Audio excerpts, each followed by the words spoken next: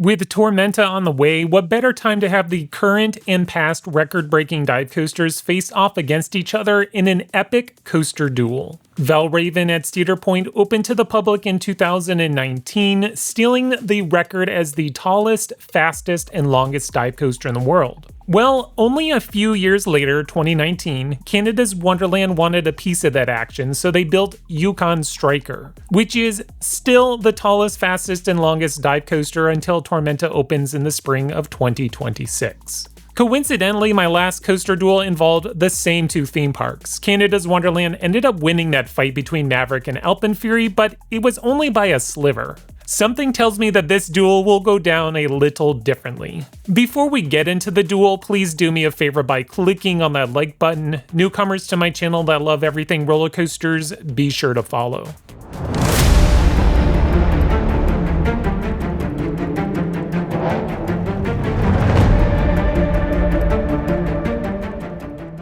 For those who are new to my coaster duel videos, let me break it down for you. First category will be comparing the ride statistics. Each stat is worth a half point. Looking over both roller coasters, Yukon Striker does a clean sweep in all four categories. Little disclaimer though, I didn't use their height as both roller coasters stand 223 feet. The difference is Yukon Striker is able to dive down into a tunnel, which gives it that extra 30 feet of freefall. Valravn is built over a flat piece of land, so not much to work with. The height being omitted, Yukon Striker starts off the duel with 2 points, Valravn at 0. Alright, for the remaining categories of this duel, each one will be worth an entire point. The view.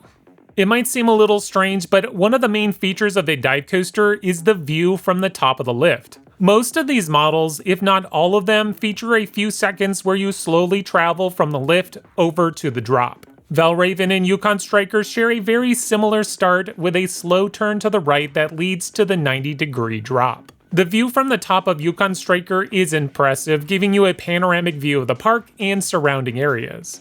But Canada's Wonderland is located close to a city, so most of the view is parking lots and buildings. Valravn, on the other hand, is surrounded by Lake Erie. The view is truly breathtaking, in fact, one of the best views on any roller coaster. The view of the lake and the park as you slowly crawl over the edge is something to marvel at. I think it's no surprise that Valravn takes this category. The drop.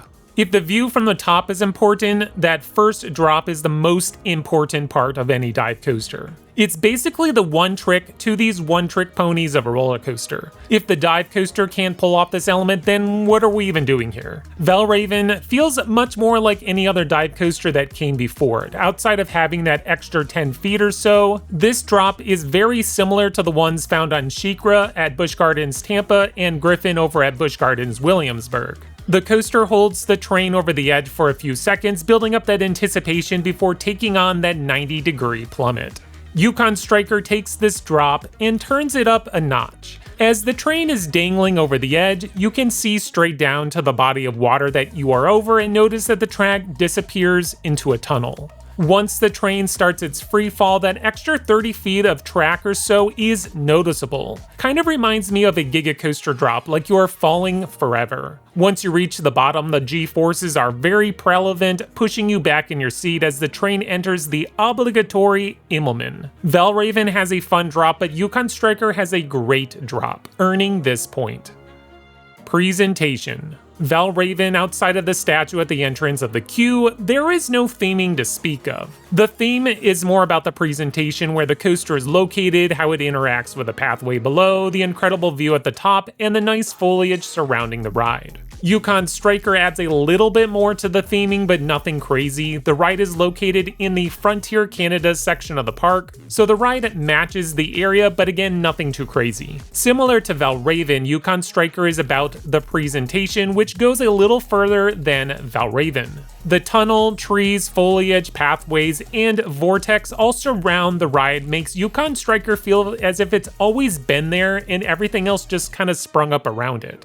The ride is a lot more meticulously placed in the park versus Valravn, which still is in a tight piece of land, has more room to breathe. Oh, and before I forget, what I find very fascinating of these roller coasters almost share the same color scheme. They both have that orange color track, but it's the color of the supports that separates them. It's not by much, but I'm leaning towards Yukon Striker to win this category. Ride layout and pacing. Most dive coasters suffer from the same pacing problem with a massive mid-course brake run that slows the train to a near halt before diving into the second half. Valravn is not immune to this formula, and the first half of the ride is basically right out of the old dive coaster formula. Drop, Immelman, turn, mid-course brake run. The second half is also similar to past models, just with the addition of that slow-moving corkscrew and airtime hill instead of a splashdown that we see on both Griffin and SheiKra. Yukon Striker tries to mix things up a little bit. The ride is a lot more front-loaded by pushing the mid-course brake run closer to the final third of the layout. Yukon Striker flies through all 4 inversions before reaching that mid-break, but by doing that, the drop off the mid-course is smaller than Valravn, and all that follows is a quick airtime hill and helix. In an effort to improve the first half of the ride, which arguably is the most important part, it sacrifices the second half, or more like the final third of the ride, to what feels mostly like filler. With that said though, I would pick the layout and pacing of Yukon Striker over Valravn any day. By delaying that mid-course brake run, it makes the first portion of the ride feel like a complete coaster experience. And anything that comes after is just a bonus. Yukon Striker earns yet another point. Ride intensity. For the most part, the intensity aspect of a dive coaster are very similar from model to model. You kind of know what you're getting into. The original 3 dive coasters in North America, which are Griffin, SheiKra, and Valravn, all feel pretty similar in the intensity category. Yukon Striker, yet again, takes it up a notch from what came before and added more intense elements. The first drop is slightly more intense than the previous dive coasters, but the moment that I keep thinking back to is that vertical loop and Immelman that leads into the mid-course brake run. The vertical loop is fast moving, keeps the intensity level cranked up, and continues right into that Immelman. For some, this is a gray out moment from the sustained G-forces and is my second favorite part of the ride outside of the first drop. Yukon Striker is just on a roll, earning another point. Operations. I'm not even going to flatter Valravn in this category, but dive into why Yukon Striker has improved on Valravn. The main reason is the article bins. This roller coaster has these neat little loose article bins that are on a track moving over from the entrance to the exit of the ride. That way, riders don't waste time walking through the train and dropping their things into a bin. Instead, they place it in a cart prior to boarding, making the process so much more seamless. So as for Valravn, I was a little surprised with how slow the operations are. I remember riding SheiKra back in the day when they would actually use the dual loading stations and that coaster would just send those trains. Dive coasters are supposed to be a high capacity attraction, but for some reason Valravn has a harder time getting those trains out in what I would consider to be an efficient manner. Cedar Point learned from Valravn and improved on it, which is what you would expect from a company to do. Yukon Striker wins this category.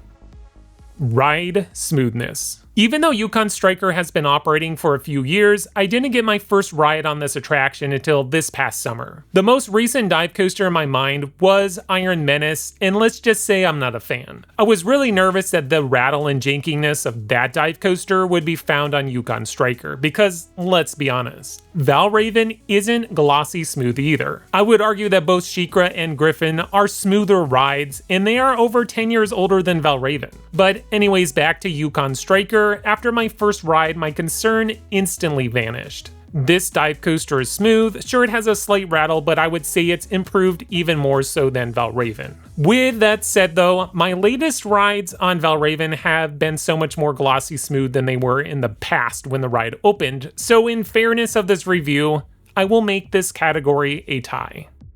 Alright, the final tally comes to Valravn with 2 points, and Yukon Striker completely destroyed the competition with a total of 8 points. In my opinion, the comparison between the two is much more than you would expect. They're both dive coasters, yet Yukon Striker takes it to the next level, giving me hope for the future of this coaster type. I'm really excited to see what Six Flags Over Texas can do with Tormenta, a dive coaster that will overshadow these two dive coasters by nearly 90 feet. So here at the end, yes, Yukon Striker is clearly the better dive coaster of the two, but that doesn't mean that Valravn is a bad ride. It's still a fun dive coaster, maybe not as good as Griffin or Shikra, but a fun coaster nonetheless that shouldn't be forgotten. At very least, the view from the top of Valravn is worth the wait on that simple merit alone. Alright, that wraps up today's Duel. Tell me which two roller coasters you want me to pit against each other next. Until next time, this is Extreme Thrills.